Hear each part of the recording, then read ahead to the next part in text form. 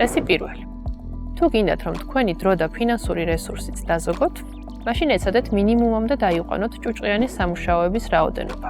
წინასწარ განსაზღვრეთ, რა შედეგის მიღება გინდათ და რა ხერხით შეგიძლიათ მიაღწიოთ მას. ხშირ შემთხვევაში მარტივი გამოსავალი თანამედროვე მასალებსა და ტექნოლოგიებში იმალება. დავიწყოთ კედლებით.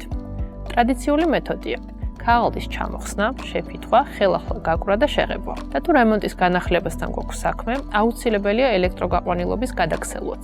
მაგრამ ამის ნაცვლად დღეს უკვე შეგვიძლია გამოვიყენოთ კედლის პანელები, რომელიც დროსაც დაგიზოგავთ და საკმაოდ ბიუჯეტურია.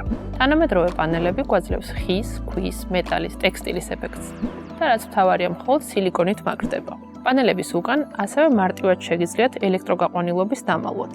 როდესაც განათებას ტრადიციული მეთოდებით ვცვლით, გვიწევს ჭერის და კედლების დაზიანება, მაგრამ არსებობს ამის ალტერნატივაც.